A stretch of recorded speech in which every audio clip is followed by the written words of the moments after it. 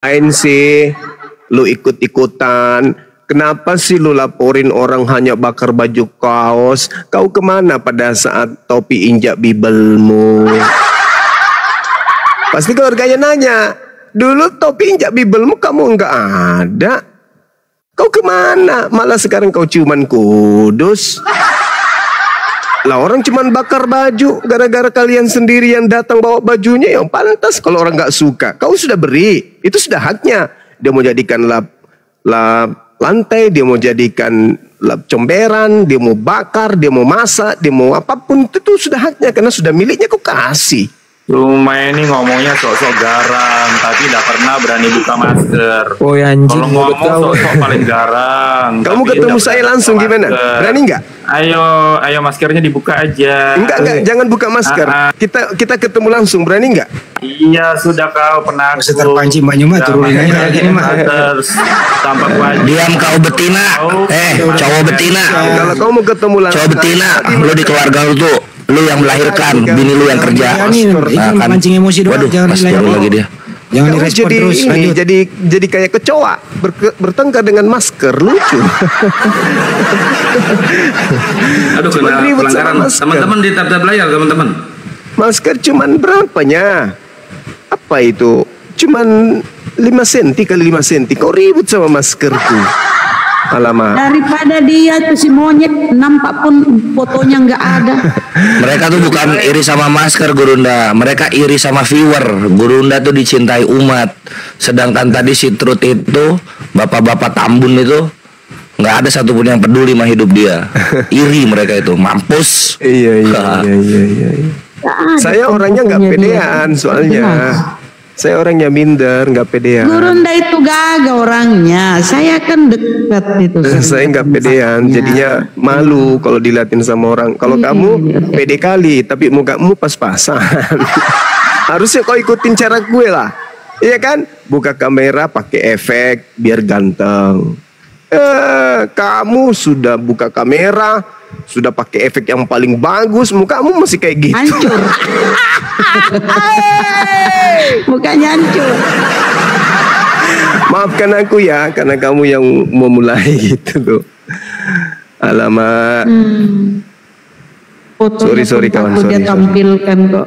Kalau mau berdiskusi dengan Bang Suma, mau penasaran dengan muka, ya ketemu langsung lah kita. Bang Suma, kita diskusi. Jangan kok kayak RK. Ke Filipina lah, ke Singapura, kemana-mana lah. Begitu dijabanin tawarannya, mewe, nangis. Nangis dia. Ayo kita katanya tandang, habis di Makassar, di Kupang, habis di Kupang di Makassar. EGP, nggak ada urusan lu, aku yang datang ke rumah lu. Masa saya disuruh 3 hari katanya. 3 hari untuk apa? 2 kali 24 jam untuk ngurus semuanya. Bahlul, bukan. Aku minta jawabanmu itu apa setelah saya iakan. Nangis. Allahu Akbar, Masya Allah. Jadi begitu buat Dinda Uniripa, siapkan semua data-data. Siap Bang, insya Allah. Ya, siapkan data-data, perbanyak berdoa, perbanyak tahajud. Ya, kita ada Allah. Insya Allah. Doakan yang terbaik. Allah Bang. Kita juga teman-teman umat Islam se-Indonesia juga mendoakan kita, ya. Karena kita ini berjuang bukan atas nama pribadi, kita berjuang atas nama akidah. Artinya umat Islam apapun dia, mulai dari kalangan bawah sampai kalangan atas, dari 100%, 95% itu kemudian mendukung kita. Tenang aja, Alhamdulillah umat Islam mendukung kita. Dari ormas-ormas semuanya sudah merapat ke kita. Sudah banyak yang nelpon ke saya, kami siap. Alhamdulillah, Masya Allah. Orang-orang hebat dari kalangan atas mulai kemudian memberikan dukungan-dukungan. Kami tidak bisa Bang Suma, kami juga mau terjun tapi ilmu kami nggak ada, kami masih dinas, kami gini. Ya bersyukurlah ada Bang Suma dan timnya untuk membela akidah kita yang direndahkan ini. Ya kami bantu cuman bisa dengan cara kayak gini. Gitulah. Jadi ya biarkanlah mereka kemudian membunyikan musiknya sekencang-kencangnya. Jangan pernah berhenti selain mereka yang menghentikan kemudian musiknya itu sendiri. Dan kita sudah lihat kok, ya pergerakannya sudah mulai, alamak, nggak enak aku bahas di sini. Jadi tetap semangat. Darah jihad sudah sampai ke ubun-ubun. Udah bang. Sudah sampai ke ubun-ubun. Bukan cuma ke ubun-ubun bang, udah keluar dari telinga rasanya. Tinggal ke ubun-ubun. Jadi kita hanya serahkan kepada Allah dan serahkan kepada pemerintah ya, kepada aparat yang ini, yang kemudian mengatur itu semua. Yang pasti kita buktikan bahwa kita ini adalah apologet Islam, berjuang karena agama bukan karena pribadi. Maka kemudian ketika kekuatan ya negara ini dilihat dari bersatunya umat Islam di negara ini, maka di situ orang akan melihat bahwa sendi-sendi yang ada di Nusantara ini, tulang yang paling kokoh untuk berdiri tegak bersama dengan TNI Polri itu adalah umat Islam. Itu yang perlu dipahami. Bersatunya dua kekuatan ditambah dengan Waalaikumsalam, kekuatan daripada umat Islam bersatu kemudian ya, karena kita tak ada prinsip kasih musuh. Kita prinsipnya ada musuh yang ingin membantai, takbir Allahu Akbar. Itu perbedaannya. Sehingga Nusantara ini kuat dengan adanya umat Islam yang begitu gigih memperjuangkan kedaulatan bangsa Indonesia. Jadi TNI, Polri dan umat Islam, tiga elemen ini bersatu padu, maka Indonesia adalah bangsa yang disegani oleh dunia. Gitu. Seperti itu adanya. Jadi Siapa dulu? Lanjut.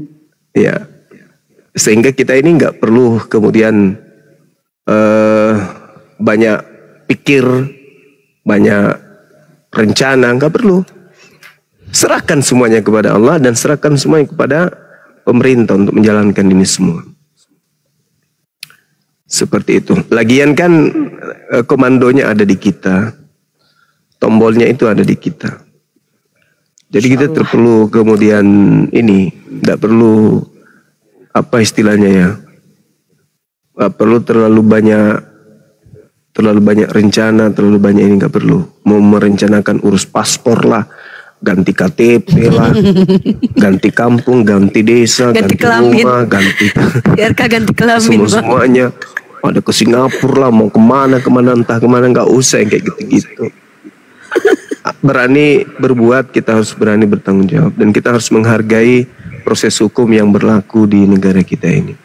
Dan satu hal kemudian saya Bang Suma mewakili Apologet Islam Indonesia mengucapkan yang banyak terima kasih yang sedalam-dalamnya kepada semua sahabat-sahabat yang berjuang bersama dengan kita, baik yang ada di gerakan bawah tanah, di bawah laut, di atas udara, di belakang dinding, di bawah pohon, di balik semak-semak, semuanya. Masya Allah, saya mendoakan kalian semua, adik-adikku, anak-anakku, abang-abangku, barakallah fik.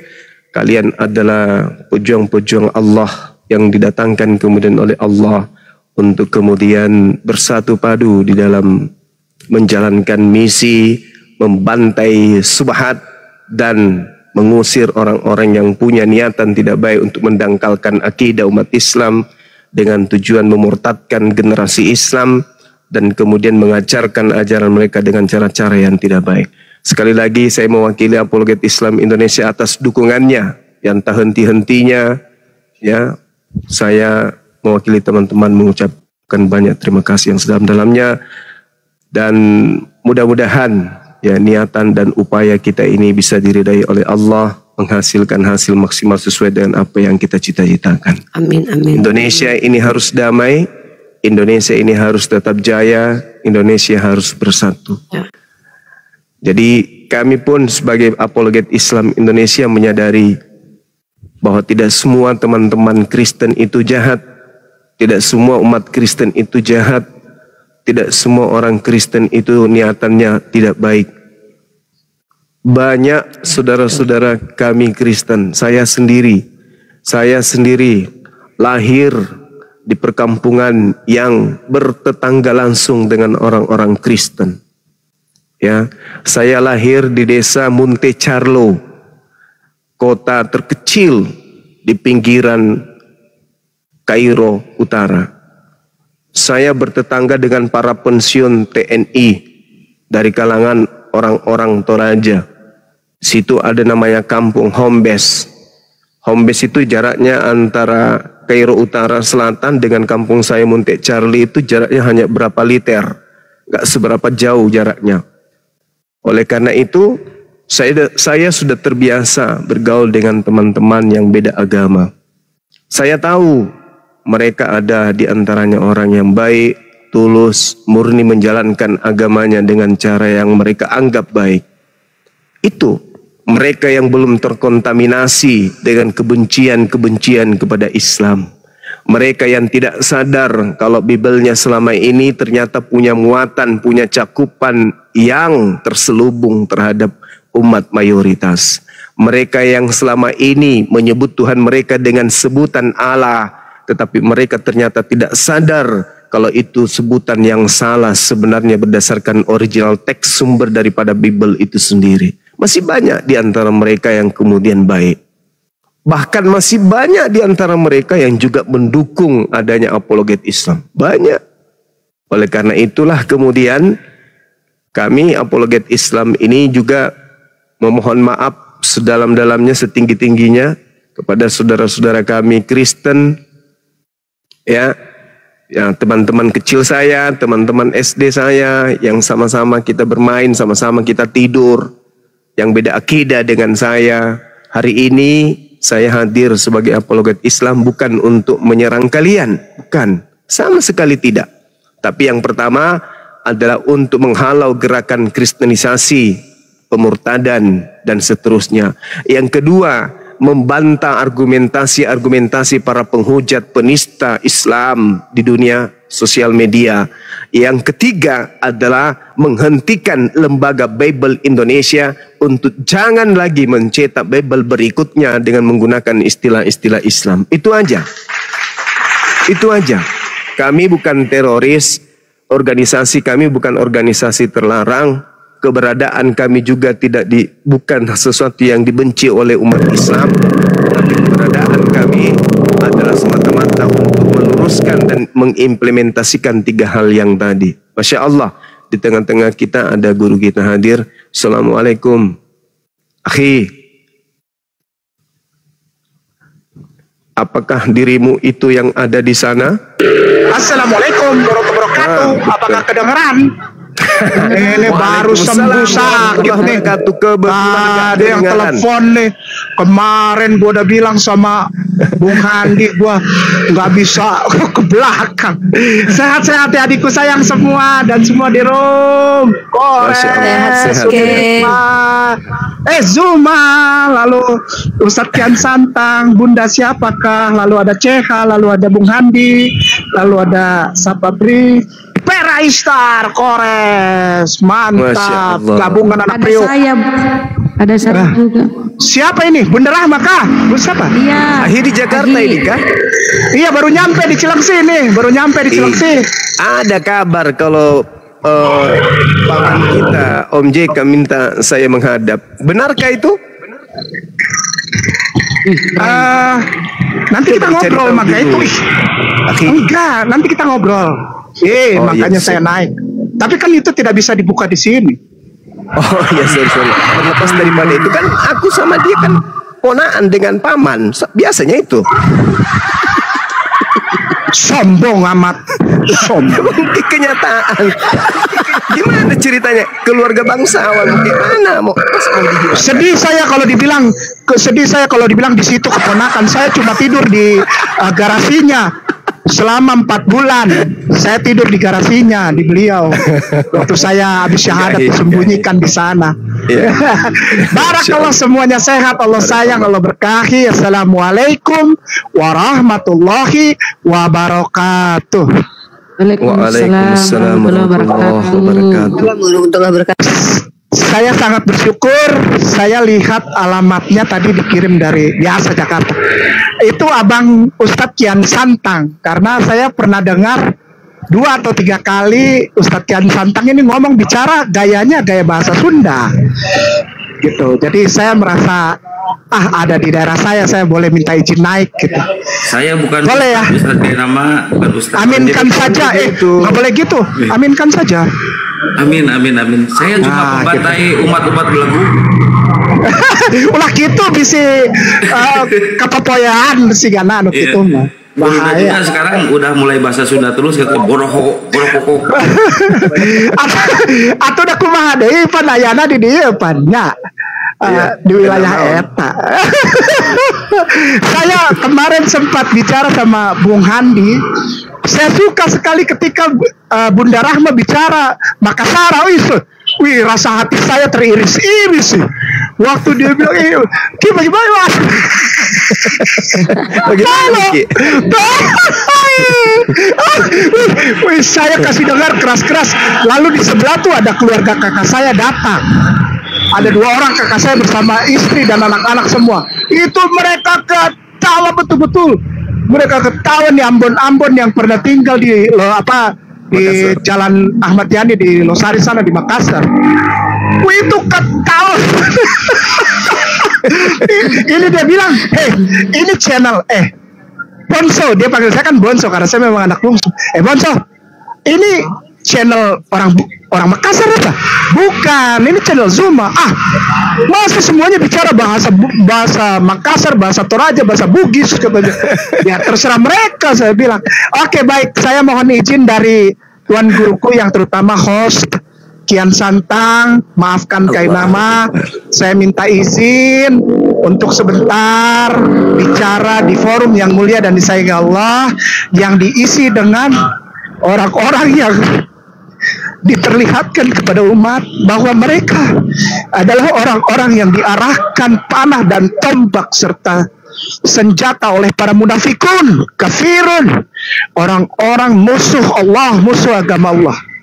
Dan di sini kita bisa lihat bahwa Zuma, Rifa, Nora, Kores, Kian Santang, Bunda Rahma dan semuanya, Bung Handi Dorang adalah orang-orang yang diperlihatkan oleh Allah Subhanahu wa Ta'ala kepada semua orang di dunia ini bahwa mereka adalah orang yang dibenci oleh para munafikun dan kafirun serta para pembenci rahmatan lil alamin. Dan orang ini adalah orang yang benar. Tuan guruku Ustadz Umar, Profesor Dr. Umar Maka juga berasal dari Sulawesi Selatan. Dan tadi sore dia bilang, gampang Kei, kalau kau mau lihat adik-adikmu itu benar atau salah, gampang.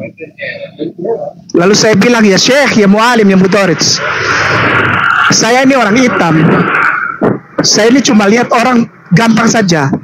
Lalu kasih tahu saya, ya Tuan Guru, ya Profesor, bagaimana saya bisa lihat adik-adikku ini sayang, ini benar. Lihat, yang benci mereka siapa? Kalau yang benci mereka adalah orang munafikun, kafirun, serta para pemakan babi kecap dan toki-toki dogi, maka engkau sedang memiliki adik-adik yang disayang Allah, adik-adik yang memang adalah pejuang di jalan Allah. Itu yang ingin saya sampaikan, adikku sayang. Ketika kita berjalan di media sosial seperti YouTube dan TikTok ini, bukan untuk mencari popularitas dan uang, apalagi uang. Baku kele, baku sorong sama orang tagal uang dan popularitas. Tapi semata-mata karena kita mencari ridhonya Rasulullah dan ridhonya syafaat Rasulullah. Amin ya Rabbal. Adik, jangan takut tidak ada kepeng, tidak ada uang. Jangan takut miskin. Jangan takut tidak ada follower. Jangan takut tidak ada popularitas. Bacalang dorang, bacalang terus. Saya memang tidak bisa kumpul sama kakanda ayahanda Alam Syah kemarin karena saya masih sakit.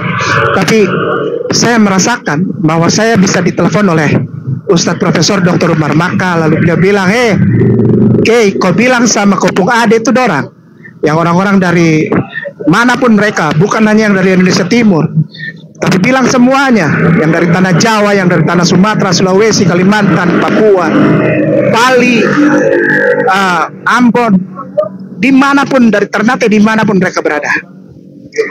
Nanti Allah kasih lihat buat orang-orang, apakah kamu orang ini cari popularitas dan uang melalui YouTube dan TikTok, atau semata-mata hanya karena cinta kepada baginda Sayyidina wa Maulana Habibullah wa Nabiullah Rasulullah Muhammad SAW, dan mengharapkan cintanya Allah Subhanahu wa Ta'ala. Nanti dorang dapalia. Kenapa? Karena semakin kita dimaki oleh para pemakan babi kecap dan toki-toki dogi itu, maka semakin nyata bahwa kita dikirimi salam oleh Rasulullah. Insyaallah.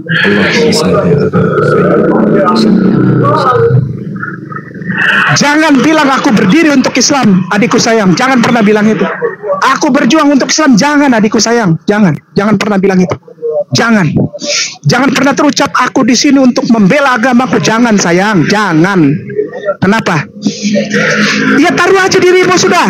Diam. Perang saja sudah.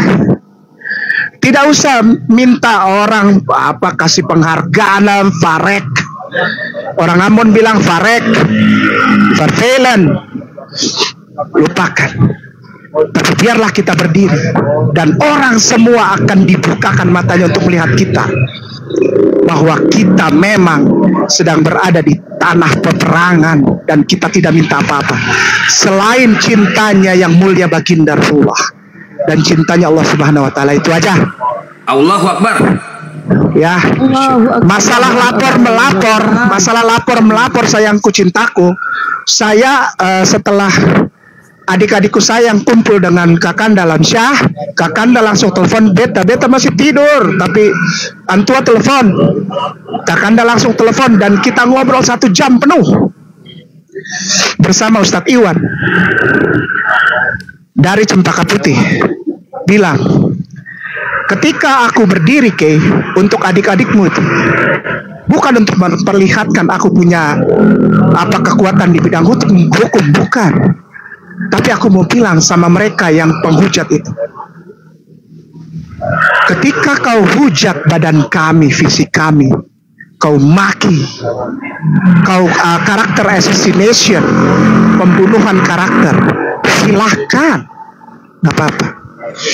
Tapi ketika kau usik kami punya cinta, kami punya belahan jiwa, namanya baginda Sayyidina wa Maulana Rasulullah Muhammad SAW, agama Islam serta Rasulullah dan hadis serta Al-Quranul Karim, atau bahkan Allah Subhanahu wa Ta'ala, maka kami ada di depan. Kami percaya keluarga kami ada yang urus. Kami percaya keluarga kami ada yang urus. Kenapa? Allah tidak pernah meninggalkan pekerjaan tangannya. Adikku sayang, aku ingin menyampaikan dan semua yang di room pesan serta salam sayang cinta dari orang tua kita. Yang pertama, Bunda Hajah Umi di Bogor. Lalu yang kedua, Ustadz Profesor Dr. Nasir Tajam di Jakarta, Ustadz Profesor Dr. Umar Maka di Jakarta, Ustadz yang mulia Edi Hamdi di Jakarta, Satriani di Jakarta. Lalu yang berikutnya masih bentar, Ustazah, ini tidak bisa disebutkan, Ustazah Dharma Wangsa di Jakarta, Ustazah Kemang di Jakarta, Bunda Haji serta Kiai kita yang mulia, Tuan Guru, pemimpin dari satu pondok pesantren besar di Cianjur, Kiai Haji Syekh Didin, untuk semuanya di sana, dan juga untuk semua di sini dari paguyuban para sepuh, para pensiunan doktoral serta guru besar di salah satu saya tidak bisa sebutkan ya, ini ditulis tapi saya tidak bisa sebutkan, perguruan tinggi negeri di Kota Bogor. Untuk manajemennya perguruan tinggi dari ilmu, ya udah tahu lah kalau di Bogor itu kampus apa, ya kan, baik manajerial maupun kampus inti. Semua guru besar dari ustadz wal ustazah di sana serta para pengajar dan staf di lingkungan kampus Bogor mendukung APII, mendukung Rifa, Zuma dan Nora, tapi tidak juga menutup semuanya yang ada di APII. Lalu yang berikutnya dari Sukabumi, mulai dari ini sebentar Cikembar terus sampai Kota Madia, maksudnya Kota Madia Sukabumi, termasuk di dalamnya perbatasan Cianjur, lalu sampai ke Kota Bandung, Pahri Van Java, semuanya, dan kampus ilmu, nggak dibilangin nggak boleh ditulis nih, ayo dah nggak usah disebutin lah. Kampus dakwah, kampus perguruan tinggi dakwah di 2 tempat, di Jakarta dan juga di mana nih? Ayo udah Jawa Barat lah, Jakarta dan Jawa Barat, semua kampus dakwah dan kampus tarbiyah. Semua dosen, guru besar, para rektor, para dekan dan juga mahasiswi termasuk para santri, jumlah 846 orang memberikan dukungan untuk para pejuang Islam, terutama kan malas saya nih bacanya nih, terutama kok ada terutamanya, terutama Bang Zuma, soalnya saya nggak disebut, malas saya. Kalau tahu begini saya tidak baca ini kertas. Allahu Akbar. Jangan ketawa itu Bang, itu membuat saya jadi makin sedih ya. Ini nanti saya teleponin di dekan ini. Artinya api dekan, diterima di hati masyarakat Indonesia. Dekan nanti saya teleponin nih sebentar. Kenapa nama saya tidak ditulis sih? Sebentar, ini pulpen biru. Dilapor dulu Ustadz K, dilapor dulu, baru ditulis nanti. Kok nama saya enggak ada? Belum dilapor soalnya. Ada. Itu kertas baru ya. Tulis tangan itu, bukan diketik. Enggak, ini ada nih, ada. Alhamdulillah. Ustadz, tapi bukan perjuangan apa nih Ustadz K. Ya udah enggak apa-apa. APII. Lalu dari ini tarbiyah sudah ya, tarbiyah sudah. Oke, dari para pengajar, ini namanya keluarga besar mu'alaf. Ustadz ini kan Ustadz Handi udah ketemu ini mah. Namanya Paguyuban Mu'alaf Internasional. Udah tahu ya Ustadz Handi ya Bung Handi? Mu'alaf, pengurus Mu'alaf Internasional Jakarta Pusat. Alhamdulillah. Ya Allah. Orang tua para sepuh pengajar di Bekasi, dari perkumpulan para dosen dan guru besar pengajar dari Banda Neira.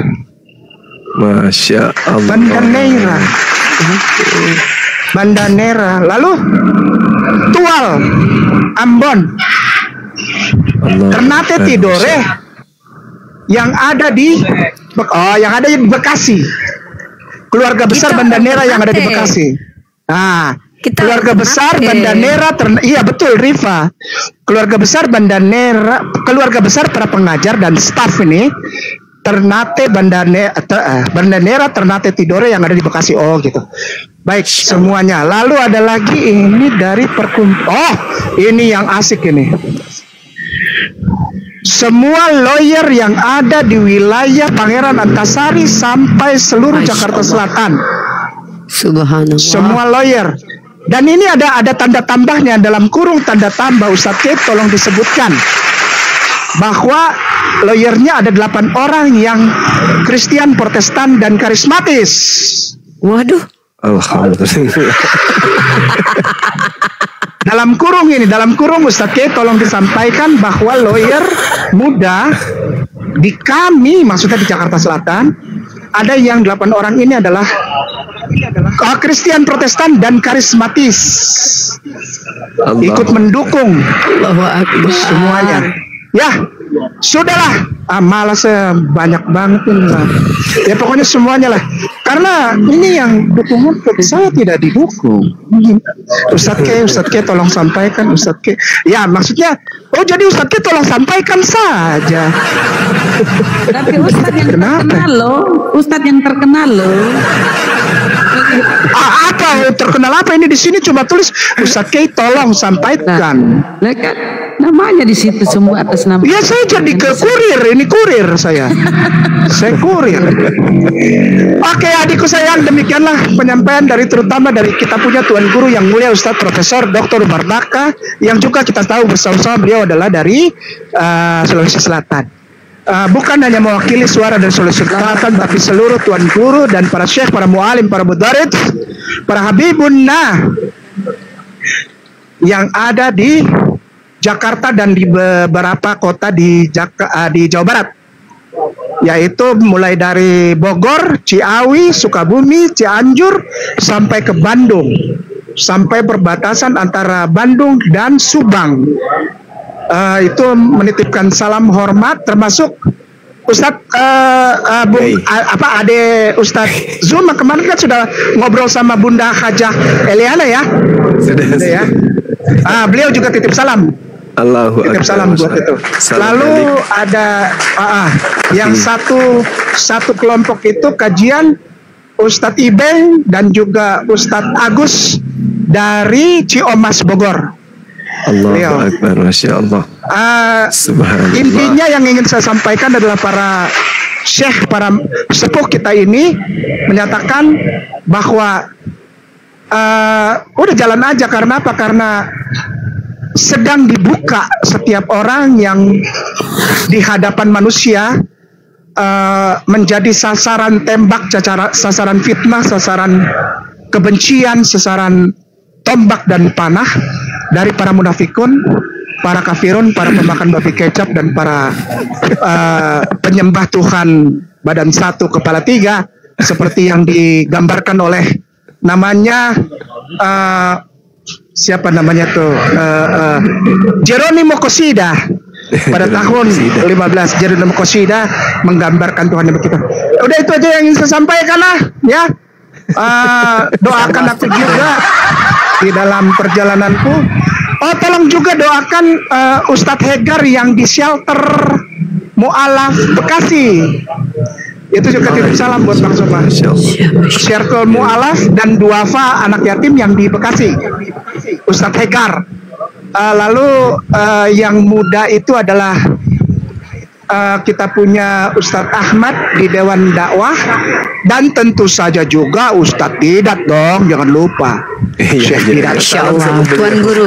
Ya. Salam kami untuk beliau. Iya, dan juga Ustadz Fadlan Garamatan. Iya, Masya Allah. Dan sebagai penutup adalah, maaf ya, dari kita punya Habibuna yang di Bogor, yang rambutnya ganteng itu, gondrong, yang ganteng, ya, yang kata orang ngomongnya kasar. Bilang gondrongnya jangan keras-keras. Oh iya, kita punya Habibuna yang gondrong ganteng juga kan, yang saya tidak bisa sebutkan namanya. Iya. Yang kata orang terlalu keras itu, ya kan? Iya. Yang terlalu keras, yang orang Manado tuh, yang itu, yang ganteng tuh. Malam Selasa kemarin akhirnya dia nunggu Bang Suma sampai subuh. Saya Allahu Akbar. Pantesan dia sebutkan ini. Depannya Bang Suma lagi yang nunggu, dia lagi yang gak hadir. Iya, pantesan dia titip ini. Kita punya panglima perang ini, dia titip. Ustadz K, coba kau bilang dulu sama saya. Siap ya Habib, sayang, cintaku. Soalnya gue paling takut sama dia ya, biar kata di badan begitu, tapi gue takut sama dia. Enggak, gue sayang, gue cinta sama beliau. Ya, salam dari beliau juga. Oke, semuanya disayang Allah. Suma, Rifa dan semuanya. Sekarang kita semua orang udah tahu bahwa kita sedang dibukakan Allah. Kita ini menjadi sasaran tembak, dan setiap umat muslimin atau muslimah yang menjadi sasaran tembak munafikun dan kafirin itu adalah orang yang sedang berada di rel yang benar. Jangan takut latasan. Innallaha ma'ana. Barakallahu fikum. Assalamualaikum warahmatullahi wabarakatuh. Semua sehat, Allah. Waalaikumsalam warahmatullahi wabarakatuh. Terima kasih Ustaz. Nama kesayangan jaga kita. kesehatan. Jangan sembarang makan ya. Masya Allah. Ya, jadi kemarin itu memang kita pingin jumpa dengan Habib yang dimaksud oleh beliau. Beliau nunggu sampai jam subuh, sholat subuh, benar-benar sholat subuh, sampai Dinda Dewa Putu. Yang gimana nih bang? Nah, ini udah menunggu beliau sampai subuh ini ditungguin. Aduh, saya ngantuk kali. Kenapa gimana tidak ya? Datang, Ki? Kenapa tidak datang? Ki? Cakarutdu Indonesia. Ngantuk pas malam Ahad depannya kita kirim pesan, kami mau datang, Bang Suma dan tim mau datang. Dianya lagi yang tinggalkan tempat. Akhirnya nggak jumpa sampai sekarang. Ya tak apalah. Penting sudah kirim-kirim salam ya kan ya. Iya. Masya Allah Bang, luar biasa. Berarti yang disampaikan tadi itu berarti api. Apalagi Ya, bentar, ini ada tamu, saya sapa dulu. Udah Kebenaran. dikenali ya. Robert, Muslim apa Kristen? Robert. Assalamualaikum warahmatullahi wabarakatuh. Waalaikumsalam. Waalaikumsalam. Sebenarnya boleh saya ngomong sedikit, Bos? Boleh.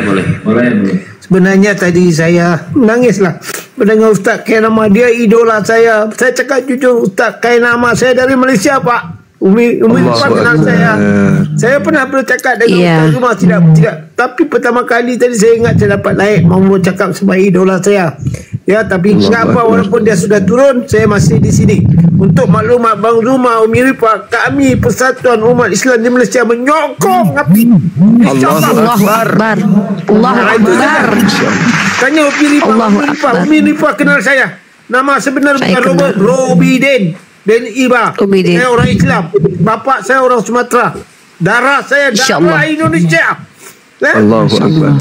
Betul, saya tadi beliau luar biasa. Ya, saya bercakap betul lah. Ustaz Kainama saya amat tertarik dengan dia. Itulah idola saya selain Ustaz Zuma, Ustaz Donitan, Umi Rifa, apa nama lagi yang perempuan dari Bandung tu siapa nama? Umi Micana. Bukan. Ya. Yang dari Bandung itu perempuan namanya Abdul Qadir.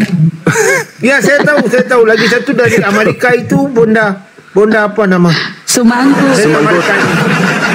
Dia Bonda Semangkut. Saya dari Malaysia.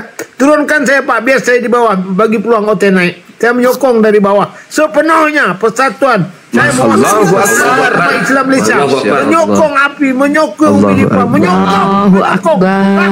Allahu Akbar. Allahu Akbar. Allahu Akbar. Allahu Akbar. Malaysia. Masya Allah. Ya, terima kasih atas semua dukungan seluruh umat Islam yang ada dari Sabang sampai Merauke. Ya, terima kasih banyak atas dukungannya semua. Memang latar belakang berdirinya API itu ya karena Apologet Islam Indonesia. Kami teringat dengan sejarah penaklukan kota Mekah. Bagaimana baginda Rasulullah Muhammad SAW membawa 10.000 pasukan suci kemudian untuk menaklukkan. Sejarahnya dikenal dengan Fatul Makkah. Nah, ini tercermin di dalam ulangan 33 nomor 2 ya, mana nubuatan tentang datangnya seorang pemimpin yang membawa 10.000 pasukan dengan hukum yang menyala-nyala pada tangan kanannya. Hukum yang menyala-nyala ini yang disebut dengan Dinul Islam, yang dibawa oleh Rasulullah untuk menaklukkan seluruh hukum jahiliyah yang ada di atas muka bumi ini. Jayalah api, jayalah Islamku, jayalah Indonesiaku. Allahu Akbar. Allahu Akbar. Insyaallah. Kebenaran. Selamat malam, kebenaran. Selamat malam. Boleh saya berbicara, intinya adalah apapun yang terjadi, ya, pelaporan terhadap logika atau topik tidak pernah akan berhenti. harus dikawal sampai tuntas. Setuju? Setuju. Itu intinya. Lanjut. Ini Mungkin sebentar sedikit dari saya. Pertama, terima kasih buat pensupport yang disebutkan Ustadz Kenama tadi yang berada di jajaran akademisi. Terima kasih banyak sudah memperhatikan kami di sini. Kami tertatih-tatih di usia yang tak lagi muda. Kami harus belajar, saya sendiri pribadi belajar kembali menguasai ilmu-ilmu yang sudah harusnya dulu saya pelajari. Buat para akademisi, mari sondingkan ke anak-anak kita, pedang ilmu itu harus ditajamkan. Jangan sampai kita luput belajar sementara hadis kita dipelintir, kata-kata di Al-Quran dirubah-rubah. Bagaimana generasi kita bisa menjawab kalau kalian tidak belajar? Saya rasakan rasanya belajar berat memang, tapi kalau kita tidak belajar, siapa yang mau menjawab? Bang Lumani sela-sela bekerja, dia baca lagi buku. Anak-anak muda, jangan sampai kalian lupa bahwa menuntut ilmu itu wajib. Bagaimana kalian mau menjawab pertanyaan Nabi kalian dikatakan pedofil kalau kalian tidak menguasai ilmu antropologi, kalian tidak mengerti ilmu sosiologi? Saya 35 tahun saya kuliah bukan untuk jadi ASN atau bekerja di perusahaan manapun, bukan hanya untuk menjawab ini. Saya dengar Ustaz Ke, semua pensupport kita dari akademisi, fakultas. Saya tidak akan berharap lagi akan muncul ilmuwan-ilmuwan Islam, tidak akan lagi saya berharap. Tapi saya minta anak-anak muda, ilmu kristologi ini penting. Kalian tidak mampu hanya menjawab mereka. Kita sudah coba dengan Bang Zuma dulu, kita jelaskan Islam, mereka tidak peduli. Ketika kita kuasai ilmu bagaimana keagamaan Yahudi, Kristen, kita tahu apa Septuaginta, apa itu kitab Samaritan, apa mereka bisa menjawab hujah kita. Belajar tadi adikku, anak-anakku. Saya sudah tua, saya belajar. Kalian generasi kami, jangan kalian sepelekan ilmu. Bagaimana kalian bisa menjawab kalau kalian tidak tahu bahasa Arab? Bagaimana kalian mau bisa mengkomparasi? Kalian tidak pernah baca literasi. Sudah cukuplah kalian main game, kalian berhentilah, belajarlah barang sebentar. Saya merasakan belajar di usia tua, adik-adikku. Saya cari-cari kampus mana yang bisa menerima saya, yang bisa saya tahu ilmu ulumul Quran, ulumul hadis. Itu adik-adikku, anak-anakku. Banyak ulama kita itu cari ilmu. Apa yang mau kalian jawab nanti kalau agama kalian dipelintir, dikatakan Al-Quran ditambah-tambahi? Apa yang mau kalian jawab? Kalian tidak ngerti ilmu qiraat. Bagaimana kalian mau menjawab? Ya, belajar deh anak-anakku. Astagfirullah, saya merasakan rasanya jadi mahasiswi. Bagaimana saya melihat ilmu itu luar biasa dalam deh, ilmu Islam itu. Belajar ya kalian, generasi kami, Bang Zuma, kami semua akan dipanggil Allah. Pertanyaan mereka itu saja. Mereka tidak bisa menyentuh Al-Quran. Tapi kalau kalian tidak bisa menjawab, tidak tahu ilmu antropologi, bagaimana kalian menjawabnya? Ya.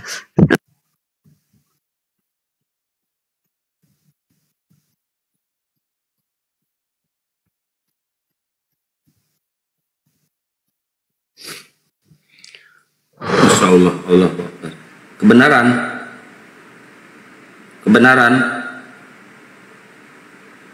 Kebenaran mau lanjut diskusi, kebenaran, silakan.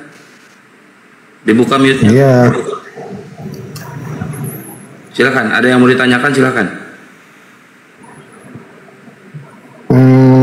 Gini. Saya tadi ada dengar di Komal sebelah itu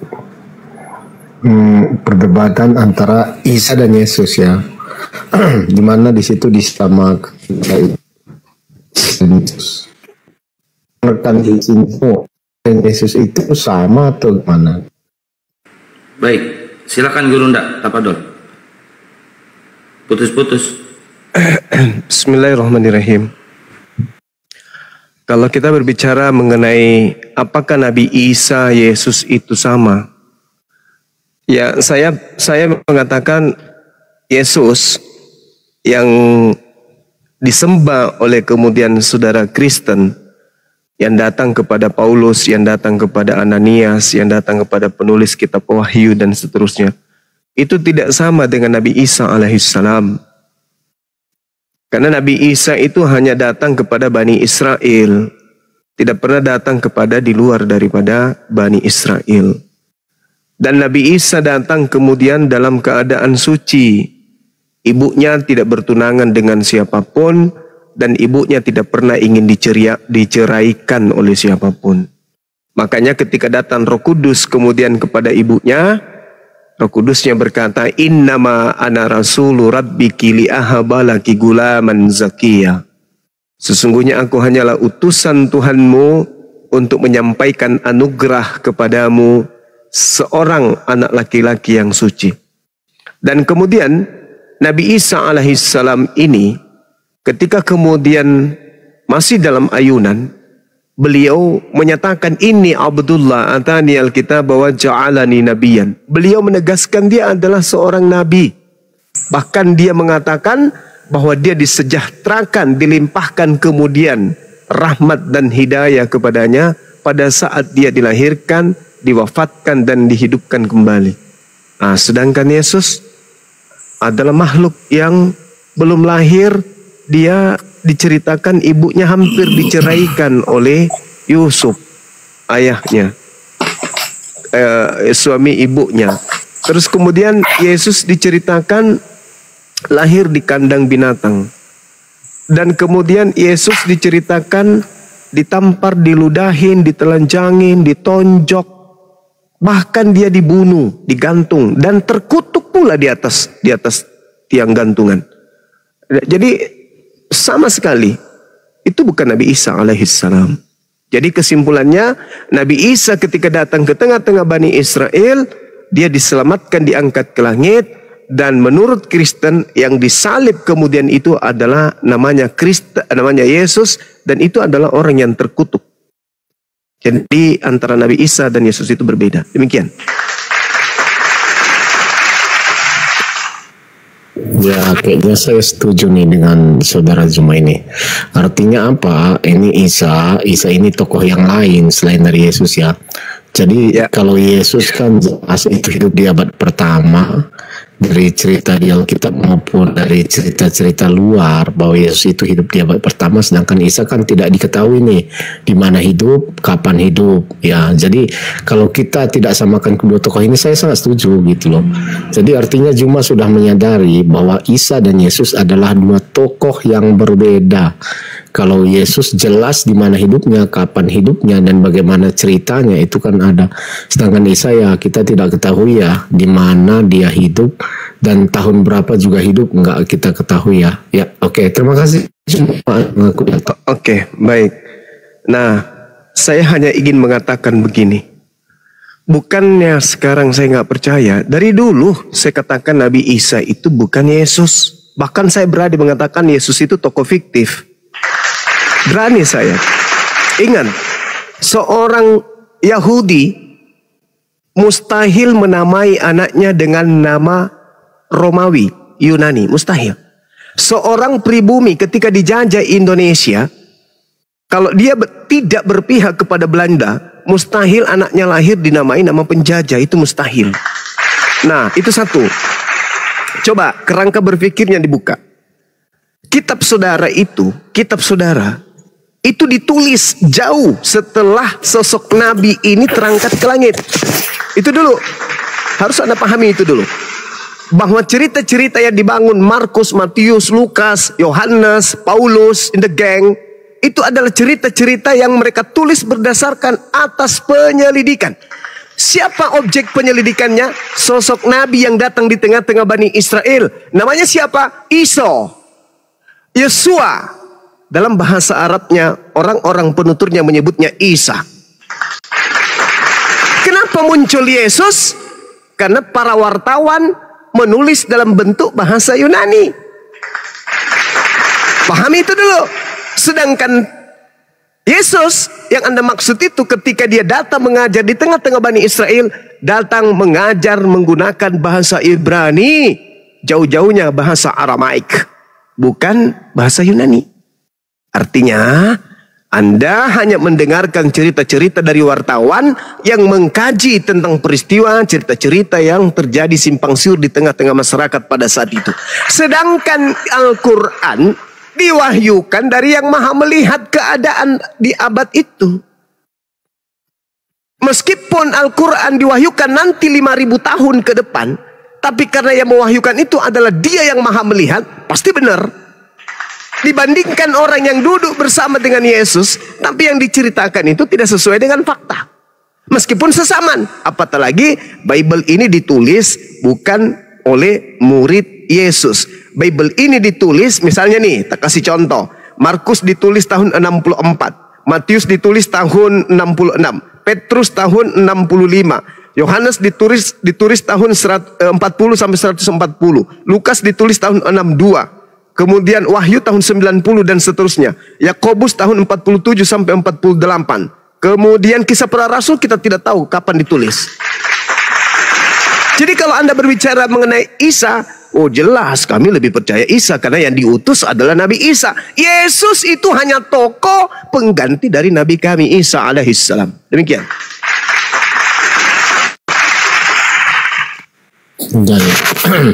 Di sini tadi disebutkan Yesus itu tokoh fiktif, sedangkan Yesus itu jelas ya, jelas sekali kapan hidup, di mana hidup. Tetapi Isa itu kan nggak kita ketahui dari sisi mana. Artinya Isa itu kapan hidup, di mana hidup, nggak ada keterangan. Jadi ini narasi berpikir yang dasar berpikir yang agak gimana ya, agak ya menurut saya sih kurang tepat kalau menarasikan Yesus itu adalah tokoh fiktif, sedangkan Anda sendiri nggak bisa membuktikan. Dari mana Anda tahu Isa hidup di abad pertama atau seterusnya gitu loh. Jadi cerita Isa hanya ada di dalam Al-Quran Anda, sedangkan kalau di dalam fakta sejarahnya itu tidak bisa kita temukan cerita tentang Isa Al-Masih selain di dalam Al-Quran sendiri. Itu jadi kalau Anda mengatakan fiktif ya itu terserah Anda, tapi dasar berpikir Anda itu nggak ada. Anda kemukakan dan Anda hanya mempercayai Quran, kita beriman itu gitu. Tapi dasar Anda beriman pada Al-Qurannya cuma Al-Quran, nggak ada fakta lain gitu. Kalau imannya kita semua boleh beriman. Ini sinyal kebenaran apa sinyal saya yang uget-ugetan ini? Gurunda kedengaran nggak? Kebenaran, oh, kebenaran ya. Sinyal saya ini. Oke. Jadi maksud saya begini ya, ini udah jelas bahwa ini yang diungkapkan saudara Jumat tadi mengatakan bahwa Yesus itu tokoh fiktif. Ini asal apa ya? Karena Yesus itu kan kita mengetahuan Yesus Kristus itu di abad pertama gitu loh. Sedangkan Isa sendiri, aduh ini gimana nih?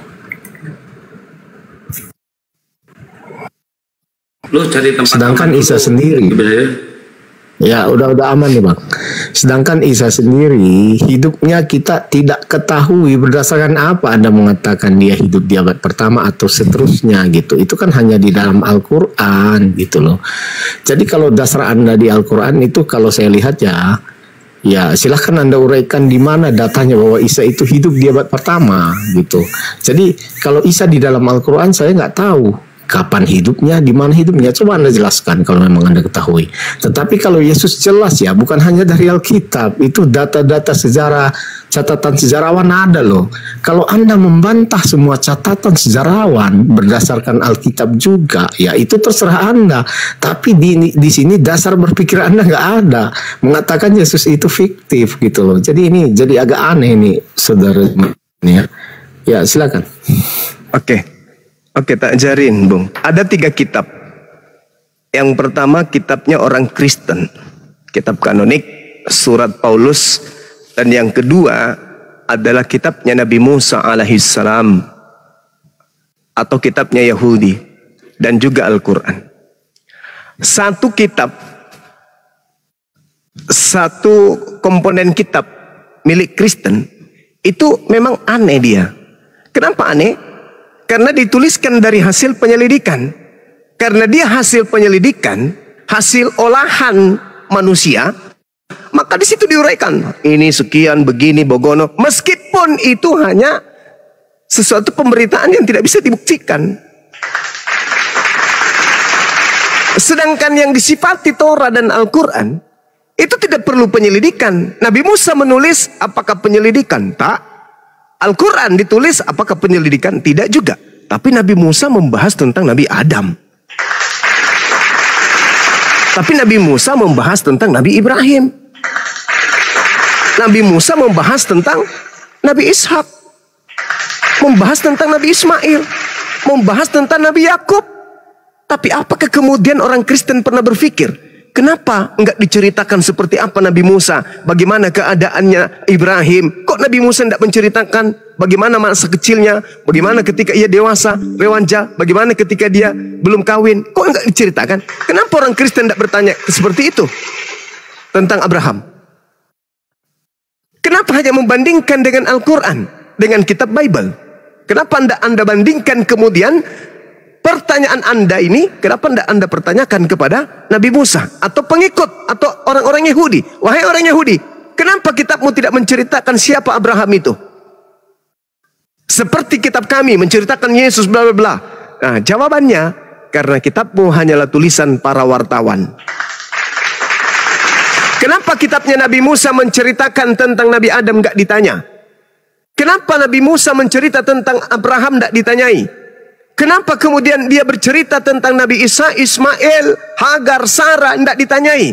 Karena orang beriman itu adalah wahyu yang diterima oleh Nabi Musa. Tidak perlu kita teliti. Tidak perlu kemudian kita cari tahu kesalahannya di mana. Karena kita sudah mengimani itu adalah wahyu. Sedangkan kalau Anda kemudian bertanya tentang Al-Quran, maka Al-Quran sifatnya wahyu, Al-Quran sifatnya sama seperti Taurat. Jangan tanyakan kitab kami yang seperti itu. Karena Tuhan kami tidak ada urusan dengan kandang binatang dia lahir, kuburannya Yusuf dia lahir. Gak ada urusannya Tuhan kami dengan yang kayak gitu-gitu, gak ada. Karena agama kami adalah agama syariat. Nabi Musa diberikan kitab bukan untuk menceritakan orang per orang, bukan buku biografi, bukan buku penelitian. Torah turun sebagai wahyu untuk hukum yang harus ditegakkan Nabi Musa kepada Bani Israel. Al-Quran turun sebagai hukum untuk ditegakkan oleh Nabi Muhammad untuk kaumnya. Bible dituliskan entah apa-apa kayak buku gosip. Harus Anda membedakan itu. Maka kerangka berpikir ketika kita melihat kitab suci dan kitab yang dianggap suci itu harus berbeda, Bung. Kalau saya tanya, dari mana Lukas tahu Yesus disunat pada hari ke-8? Siapa yang bertanggung jawab? Bisa jawab itu? Siapa yang bisa jawab? Ada yang bisa jawab. Kalau dasar pijakan itu yang Anda jadikan sandaran, siapa yang mengatakan ke Lukas kalau Yesus sunat hari ke-8? Yesus yang mengatakan ke Lukas? Tidak. Lukas lihat celananya Yesus juga tidak mungkin. Lalu siapa? Wahyu. Nggak mungkin wahyu. Lukas mengatakan melakukan penyelidikan. Berarti dia wartawan. Lalu menyusun berita-berita itu. Dari mana diterima informasi Yesus sunat hari ke-8? Nonsen. Kosong melompong. Jadi kalau Anda berbicara mengenai Yesus dan Isa tidak sama, memang tidak. Yang datang kepada Bani Israel itu adalah Nabi Isa. Yang Anda ceritakan itu adalah hasil wartawan. Kenapa demikian rupa adanya? Karena itu untuk hadiah orang Romawi Yunani. Dan ini terakhir. Dan kalau Anda ingin tahu tentang Yesus yang sesungguhnya, jangan lihat di kitab kanonik yang ditulis puluhan tahun setelah Yesus, Bung. Salah-salah. Kurang top. Kalau mau cari tahu tentang Yesus, tanya, ada sebuah buku nih, tak kebocorin. Baca Talmud. Yesus orang Yahudi Yesus hidup bersama dengan rabi-rabi. Yesus di tengah-tengah orang Yahudi. Mereka kemudian menulis tentang Yesus. Saya lebih percaya Talmud daripada kitabmu. Paham? Saya lebih percaya kepada Talmud. Talmud itu adalah tafsiran-tafsiran, cerita-cerita, pecahan-pecahan kalau kami ilmu fikih yang membahas tentang Yesus, anak haram, anak zina dan seterusnya. Tuh, lebih valid, lebih bisa dipercaya daripada cerita-cerita Paulus yang entah dari mana datangnya. Itu yang Anda harus pikirkan. Silakan. Sebenarnya Juma tetap nggak bisa ya kapan Isa hidup dan di mana dia hidup itu nggak bisa Anda jawab ya. Itu yang pertama. Kalau saya tanya siapa yang sunat Yesus, Anda bisa jawab? Ya itu kembali lagi pertanyaannya. Jadi Anda membuat suatu pertanyaan yang tidak ada jawabannya. Itu aneh. Sama ketika saya bertanya, siapa nama orang yang menyunat Yesus? Jawaban Anda? Ya, oke. Ini Anda menggunakan standar ganda. Lah, kalau jadi standar ganda. Ketika standar itu diuji kepada Anda juga tidak bisa. Biasakan kalau orang ngomong dengarkan dulu. Iya, karena Anda mengambil kesimpulan yang menurut saya itu lucu, gokil. Sekarang Anda jawab dulu, kapan Isa hidup dan di mana dia hidup? Coba Anda jelaskan. Saya sudah mengatakan Al-Quran itu sifatnya seperti Taurat, bukan buku biografi. Itu nggak sampai ke kerangka berpikir Anda, itu nggak nyampe. Nggak nyampe. Ini wahyu, bukan wartawan. Kalau wartawan ini namanya siapa, Dek? Lahir di mana, tahun berapa, tanggal berapa, kejadiannya jam berapa. Itu wartawan. Anda ingin mengukur cerita wahyu yang ada dalam Al-Quran dengan buku yang ditulis oleh wartawan. Ya beda lah, Cak Ayu. Beda. Ya. Berita seorang wartawan kalau tidak lengkap tidak bisa dianggap valid. Itu wartawan. Tapi kalau firman Tuhan, tak ada cerita-cerita valid tidak valid. Namanya firman Tuhan ya firman Tuhan. Ya. Artinya gitu, saya ambil kesimpulan begini. Juma mengimani Al-Quran itu sebagai sebuah kebenaran dan wahyu dari Allah ya. Yes. Jadi ya it's okay, nggak masalah. Artinya apa? Anda sudah beriman terhadap itu tanpa memperhatikan yang lain-lainnya, itu silakan. Itu iman Anda. Apa yang harus saya perhatikan? Ya, Bible. Sekarang ini. Saya lebih baik perhatikan Talmud. Sebentar. Artinya gini. Kalau Bible atau Injil yang sekarang diimani oleh orang-orang Kristen itu ditulis oleh lebih dari satu orang dan semua sejalan. Matius, Markus, Lukas. Artinya apa? Artinya mereka menuliskan yang hidup bersama dengan mereka. Mereka menjadi saksi mata terhadap hati berbicara. Jadi sekarang Anda meyakini bahwa Al-Quran sebuah kebenaran, itu nggak masalah gitu loh. Itu iman Anda. Tetapi kalau Anda menyamakan antara Al-Quran dan Alkitab, bahwa Alkitab itu adalah dari wartawan, ya memang mereka itu saksi mata gitu loh, saksi mata terhadap apa yang terjadi. Jadi dari mana Lukas tahu bahwa ini ya disunat di hari yang ke-8? Dia kan hidup sejaman, jadi wajar dia tahu. Sekarang saya bertanya, dari mana Anda mengatakan bahwa Al-Quran itu wahyu dari Tuhan? Coba Anda pikirkan. Dari mana? Karena iman kan, nggak ada bukti yang lain. Anda percaya itu, ya udah selesai cerita. Sederhana, Bung. Sederhana. Pertanyaan Anda itu anak TK di Islam pun bisa jawab. Dari mana Anda tahu bahwa Al-Quran itu adalah wahyu dari Allah? Pertama, Nabi Muhammad tidak melakukan penyelidikan. Sekarang, ketika Anda mengatakan tulisan Lukas, Bung, yang ada di genggaman Anda itu hanya terjemahan. Terjemahan bisa dikoreksi, terjemahan bisa direvisi. Kenapa? Karena itu bukan firman Tuhan. Firman Tuhan tidak bisa dikoreksi. Firman Tuhan tidak ada jalan untuk direvisi. Itu firman Tuhan. Tidak ada jalan untuk dikoreksi, tidak ada jalan untuk direvisi. Kitab saudara berasal dari koreksi dan revisian.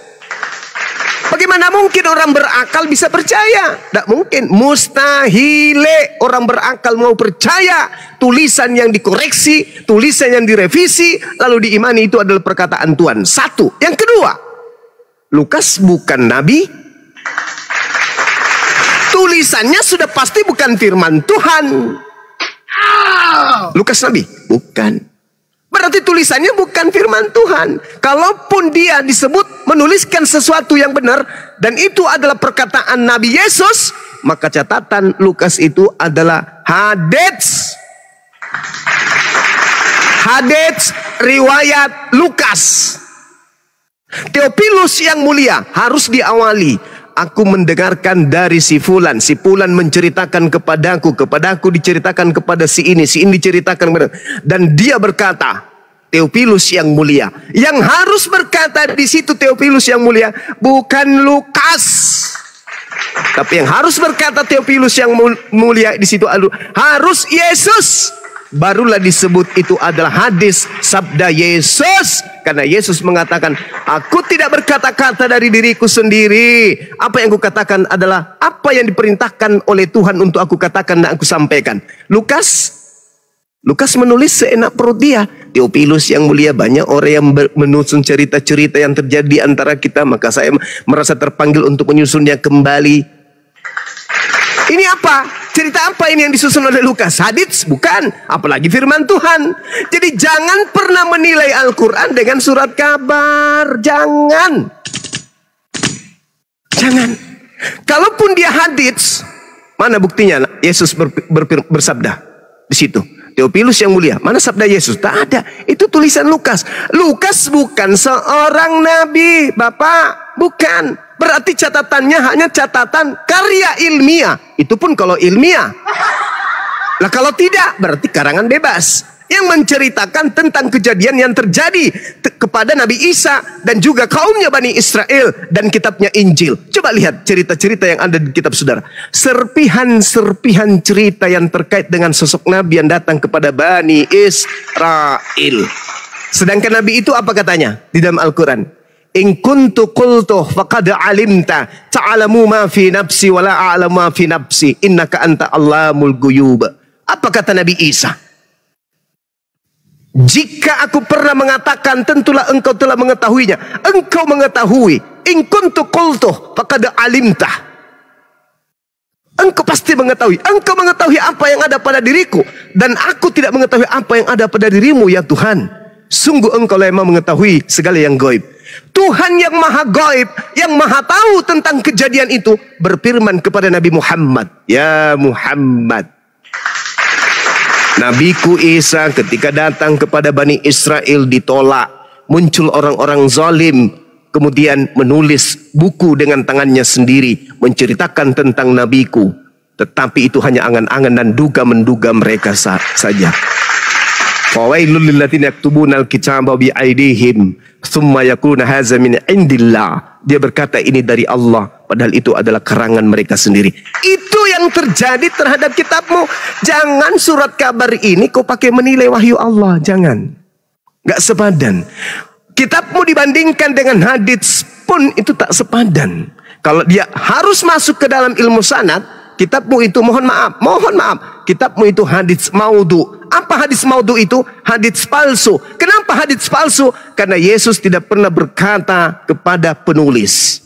Tidak ada penulis menuliskan tangga sanad, tangga berita. Yesus berkata kepada Yohanes, Yohanes berkata kepada kepada Andreas, Andreas bicara kepada Yakobus, Yakobus menyampaikan kemudian kepada Yudas, Yudas lalu menyatakan kepada Lukas, dan Lukas kemudian menulis. Informasi dari mana? Harus jelas tangga sanadnya dari Yesus, baru disebut sahih.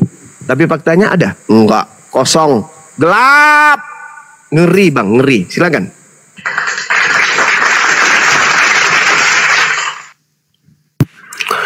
Dari tadi kan sudah saya katakan, kenapa Alkitab itu adalah sebuah kebenaran. Itu dari 4 penulis isinya mendukung semua, artinya sama semua. Jadi kalau tadi ceritanya memang berbeda-beda antara satu penulis kitab dengan penulis kitab lain, Anda boleh mengklaim itu adalah sebuah kesalahan. Tetapi begini, Anda tadi mengatakan meyakini bahwa Al-Quran itu adalah wahyu dari Tuhan, itu hak Anda. Ya, kalau Anda beriman terhadap itu adalah hak Anda sepenuhnya gitu loh. Jadi kalau hari ini saya membuat kitab dan ada yang meyakini saya sebagai seorang nabi, juga itu hak-hak orang lain gitu loh. Tetapi kalau saya di sini menampilkan Alkitab, Alkitab itu kan sejalan dengan histori dan saksinya lebih dari satu orang. Dan itu jelas kapan dia masih bersinggungan dengan yang ada di dunia ini. Artinya apa? Ketika Yesus diceritakan di dalam, itu juga diceritakan tentang Herodes dan ceritakan tentang yang lainnya yang ada di dalam dunia. Jadi verifikasi Alkitab itu sangat gampang, bahwa dia sejalan dengan histori dan saya meyakini adalah sebuah kebenaran. Tetapi sekarang berbalik ke Anda, apa dasar Anda meyakini Al-Quran itu wahyu? Anda hanya mengatakan itu wahyu kepada Nabi, itu iman Anda gitu loh. Dan kalau soal iman dibawa-bawa di sini, ya itu sudah selesai, nggak ada yang perlu diperdebatkan lagi. Karena kalau Anda beriman kepada apapun itu hak Anda, tetapi kalau saya ya beriman itu berakal dulu. Jadi kalau hanya satu orang saksi, kalau saya nggak bisa mempercayai itu gitu loh. Tetapi kalau Alkitab itu lebih dari satu saksi, bahkan semua saksinya rela mati, nggak takut mati loh, demi mempertahankan imannya gitu. Jadi kalau atas dasar ini mengapa Kristen begitu berkembang di dunia dan bahkan di Indonesia saat ini terus bertambah, ya itu wajar karena mereka mulai memasang akal mereka, akal pikiran mereka. Mereka mulai tahu kebenaran yang sebenarnya gitu. Tapi kalau Anda tetap bertahan di kepercayaan Anda, di iman Anda, itu ngomong apa kowe? Oke, sekarang begini. Coba Anda tunjukkan kepada saya di mana Lukas bertemu dengan Yesus. Silakan. Itu pertanyaan yang balik kepada Anda, di mana Nabi Anda melihat Musa gitu loh. Anda bertanya tentang Alkitab tanpa berpikir tentang ini Anda mau membahas, ini Anda ingin membahas Yesus ini atau sama aja? Sama aja, ini nggak berbeda. Mulai error. Bertanya sesuatu ke orang lain. Makanya saya tadi mengatakan Anda menggunakan standar ganda. Kalau berbicara mengenai Nabi Musa, Cak Ayu, kitabmu juga membahas Nabi Musa. Ini yang kita mau bahas ini, kebenaran pengarang kitabmu dengan Al-Quran. Kok larinya ke Nabi Musa? Lucu ente. Dengarkan saya dulu. Dengarkan. Mudah-mudahan Anda bisa memakai akal. Dengarkan. Sekarang saya tanya sama Anda. 1 juta pembawa berita tapi bohong semua. 1 pembawa berita tapi benar adanya. Kira-kira yang mana yang harus diimani? Jawab. Dasar Anda mengatakan 1 juta itu yang bohong dan 1 yang benar apa? Ini Anda nggak berdasar gitu loh. Nih tak ajarin sama Anda. Yang menerima firman dan yang menerima tugas untuk menyampaikan firman, Lukas atau Yesus? Waduh, ini pertanyaan Anda gimana ya? Karena pertanyaan Anda aja sudah salah gitu loh. Ya, tengoklah, berkaca bro. Sudah salah. Hei, Yesus berkata, aku datang untuk menyampaikan firman. Segala firman yang engkau berikan telah aku sampaikan kepada mereka. Yang menerima firman dari Tuhan, Yesus atau Lukas? Jawab dulu dong. Jawab dulu. Lukas menyampaikan firman apa yang disampaikan oleh Yesus. Saya ulang, yang menerima firman, yang mendapatkan tugas untuk menyampaikan firman di atas muka bumi zamannya Yesus, itu Yesus atau Lukas? Jawab. Jadi Lukas menyampaikan apa yang sudah diutarakan oleh Yesus. Oke. Dengan kata lain, yang menerima firman dari langit Yesus kan? Firman dari langit. Ya. Itu nggak ada ceritanya Yesus menerima firman dari langit. Sakit ente. Sakit. Yesus mengatakan, dengarkan Bung, saya tidak mau diskusi dengan orang bodoh. Kalau Anda masih memperbodoh diri, Anda turun. Mengapa Anda mengatakan saya memperbodoh diri? Karena Anda mengatakan Yesus tidak menerima firman. Hei, Anda mengatakan Yesus tidak menerima firman. Anda mengatakan Yesus menerima firman dari langit. Di mana? Lalu dari mana firman yang diterima Yesus itu? Dari pasar. Dia menerima. Dia mengatakan, dia menyampaikan apa yang dikatakan oleh Bapa, bukan dari langit. Anda ini gimana sih? Bapak di mana? Bapak itu satu dengan Yesus kalau Anda lihat. Bukan di surga. Bukan di surga. Yesus itu satu dengan Bapa. Mulai bohong dia. Kehendak. Udah, Anda turun, please, Anda turun. Jangan sampai Anda saya maki di sini karena kebodohan Anda. Turun. Maaf, silakan tetap beriman ya. Oke, ya, silakan turun. Anda percaya surah kabar, turun. Bagus. Assalamualaikum. Waalaikumsalam warahmatullahi wabarakatuh. Jadi teman-teman, kita lihat polanya ya, umat Islam, kita lihat polanya. Dua manusia ini sebagai penerima firman di bumi. Nabi Isa alaihissalam, Nabi Muhammad dan Yesus. Dua wakil Tuhan di atas muka bumi. Yang kita kenal antara Islam dan Kristen itu ada dua. Kalau Islam mengenal Nabi Muhammad SAW, kalau Kristen mengenal Yesus sebagai penerima firman. Tadi si pendusta, si pembohong mencoba untuk membodohi dirinya. Saya nggak suka. Itu kasihan Kristen yang lain kalau kayak gitu. Yesus menerima firman. Segala firman yang engkau berikan telah aku sampaikan kepada mereka. Yohanes 14, firman yang kau dengar daripadaku bukan daripada aku, melainkan dari Dia yang telah mengutus aku. Yesus, Yohanes 12:49, aku tidak berkata-kata dari diriku sendiri. Apa yang aku katakan adalah apa yang diperintahkan untuk aku katakan dan aku sampaikan. Yesus sebagai penerima firman. Nabi Muhammad sebagai penerima firman. Nah, level 2 naik kita. Yesus menerima firman, Nabi Muhammad menerima firman. Kita naik level 2. Nabi Muhammad menyampaikan kemudian kepada para sahabatnya. Al-Quran dihafalkan sahabat, Al-Quran dituliskan sahabat. Wa isqalallahu ya Isa bin Maryam a'anta qulta linnas. Nabi Muhammad melisankan wahyu dari Allah, menyampaikan kepada para sahabatnya.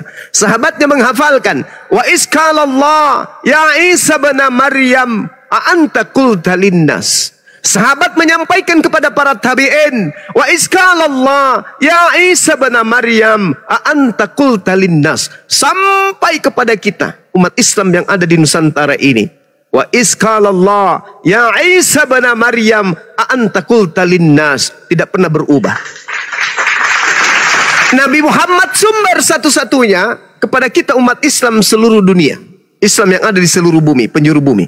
Oke, level untuk Nabi Muhammad dah selesai. Al-Quran berasal dari Nabi Muhammad SAW.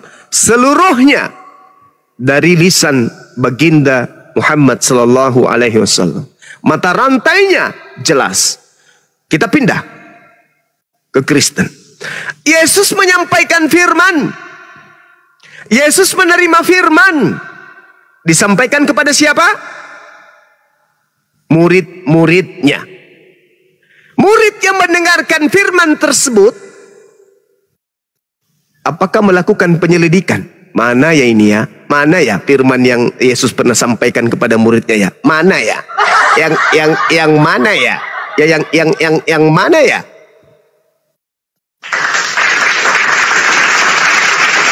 Yesus menyampaikan firman. Yang menulis Lukas. Pernah Yesus bersabda kepada Lukas, Lukas, kadia, kesini. Tulis, ikra, baca.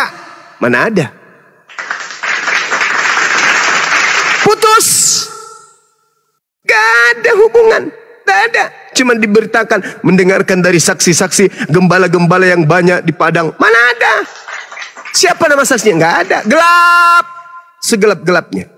Lawang kitab itu ditulis tahun 64, ada yang mengatakan tahun 80-an, ada yang mengatakan tahun 66, ada yang mengatakan tahun 96, ada yang mengatakan tahun 140, ada yang mengatakan tahun 80 sampai 85, ada yang mengatakan tahun 47, 48. Mana yang betul?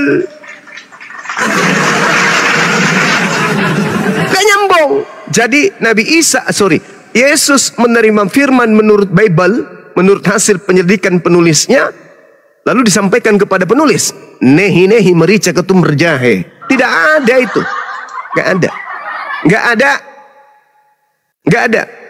Berbeda dengan baginda Rasul Muhammad SAW. Naik lagi kita ke level ketiga.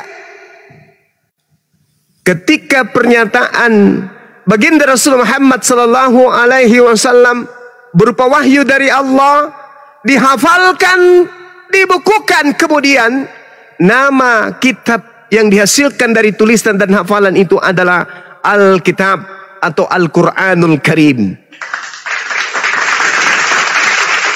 Mereka bolong level 2. Level 3 berisi.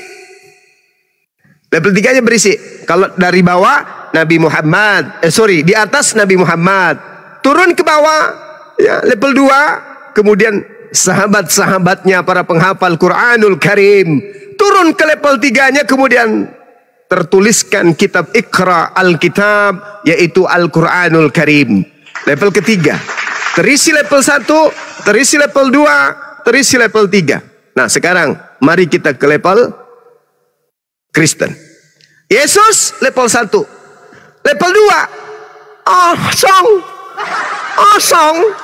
Tidak ada huruf K-nya. Osong. Level 2 kosong. Level 3 wah, berisi coy. Ada Lukas, ada Markus, ada buku Yohanes, ada buku Roma, ada buku Galatia, ada buku Filipi, ada buku Efesus. Berisi level 3. Hebat kali. Berisi level 2 kosong. Tak ada penghubung. Turun kembali ke Islam. Kita ke Islam lagi. Nabi Muhammad. Level 2 sahabat. Level 3 Al-Quran. Level 4 Al-Quran. Level 5 Al-Quran. Level 7 Al-Quran. Sampai kiamat tetap Al-Quranul Karim. Inna nahnu nazzalna zikra wa inna lahu lahafizun. Subhanallah. Kita pindah ke sebelah Kristen. Level 1 Yesus. Level 2 kosong. Level 3 Lukas, kitab Markus, dan seterusnya. Level keempat terjemahan Lukas. Level kelima terjemahan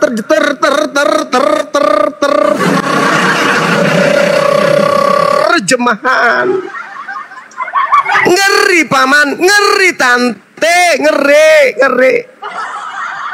Udahnya kosong level 2, muncul kemudian buku-buku di kanonik. Level 4-nya terjemahan. Kalau terjemahan asalnya dari sumber lantai 3, level 3, begitu mau diterjemahkan di level 4, naik dulu ke aslinya di level 3. Masih masuk akal, masih bagus lah. Loncat ke level 4, level 5. Level 5-nya diterjemahkan bukan dari level 3 tapi level 4. Level 4 diterjemahkan ke level 5. Level 5 terjemahan ke level 6. Level 6 seterusnya. Jadi apa? Dari bahasa ke bahasa, dari bahasa ke bahasa. Sama Belanda diterjemahkan ke dalam bahasa Indonesia. Dari bahasa Indonesia diterjemahkan masuk ke Bali, bahasa Bali. Dari Bali diterjemahkan ke dalam bahasa Bugis. Dari Bugis masuk lagi ke dalam bahasa ini dan seterusnya. Itu fakta. Lalu buku-buku ini, buku-buku ini, lo mau bandingkan dengan kitab suci Al-Quran? Ngaca tante, ngaca. Ngaca tante, jauh.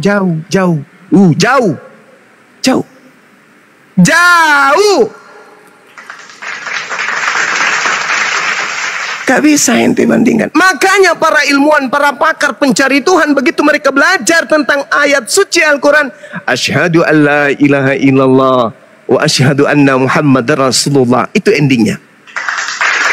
Jangan jauh-jauh deh, kita jangan jauh-jauh. Gak usah jauh-jauh. Bagaimana seorang pendeta Yahya Waloni? Bagaimana seorang Donditan? Bagaimana kemudian Umar siapa namanya itu? Al-Katiri atau siapa itu? Kemudian bagaimana dengan Andre? Siapa lagi yang mu'alaf kita? Bagaimana dengan yang mu'alaf kita yang di apologet itu? Dinda Nora. Siapa lagi? Ayo sebut mu'alaf kita. Erik Mu'alaf. Erik Mu'alaf. Siapa lagi? Felix Xiao. Siapa lagi? Ayo sebut. Agustan. Siapa lagi? Sebut. Menehem Ali. Ayo. Faruk. Natalia. Kainama. Stanley. Bunda Hesti. Siapa lagi? Dito. Andreas. Bunda Rahma. Ferry Said. Semuanya sampai ke Islam. Karena apa? Karena mengkaji Al-Quran. Hebat kalian suci Al-Quran ini. Sementara belum ada orang murtad karena belajar Quran, belum. Kenapa kamu murtad? Karena saya belajar Al-Quran. Gigimu geriting, mana bisa? Belum ada orang murtad karena belajar Quran, belum. Tunjukkan satu manusia di dunia ini yang murtad karena belajar Quran. Hadapkan ke saya. Siapa yang belajar Quran lalu murtad? Tak ada. Te aya. Indek nara. Nehi. Dek gaga. Tena. Gak ada. Gak ada. Justru orang banyak menjadi mu'alaf karena belajar Bible. Tapi belum pernah ada orang murtad karena belajar Quran. Semakin Quran didalami, semakin kencang imannya, orang tertancap akidah Islamnya. Tapi sebaliknya, semakin orang mendalami Bible, mohon maaf. Makanya para penghujat-penghujat itu yang muncul di sosmed itu, mereka yang tidak paham Bible. Makanya ketika berhadapan dengan misalnya kayak Bang Suma nih, mereka akan kebakaran bulu ketek. Karena kenapa kita yang ngajarin dia? Kenapa kita yang ngajarin dia? Karena dia hanya mendengarkan pendeta. Beda dengan kita siang malam. Coba lihat Adinda Unirifa itu nangis itu. Kenapa? Habis waktunya bolak-balik Bible, bolak-balik Bible, bolak-balik Bible. Sambil masak, sambil bikin rendang, sambil bikin ini. Bible. Kenapa? Karena di Islam begitu. Afala tatafakkarun, afala ta'qilun. Iqra. Perintah untuk membaca. Maka apapun itu baca. Buku apapun. Toh tidak ada larangan baca Bible. Dibaca. Oh ini dibaca. Akhirnya kebenaran itu terungkap dari dalamnya. Kebenaran itu membiaskan dari dalamnya. Siapa yang disalahkan kalau begitu? Ada yang mau disalahkan? Tidak. Bang Suma udah 20 tahun lebih mengkaji Bible. Siapa yang mau disalahkan? Gak ada kan? Siapa yang Anda mau salah? Anda salah tafsir. Wah, gimana Anda bisa tahu saya salah tafsir? Jadi itu ya sahabat-sahabat sekalian yang perlu kita pahami bahwa level-level ini seperti yang dilakukan oleh si Kibinirin tadi, itu kerangka berpikirnya masih apa ya? Belum layak untuk berdiskusi secara. Tinggal buka di situ API, nanti masukkan data-data, nomor sepatu.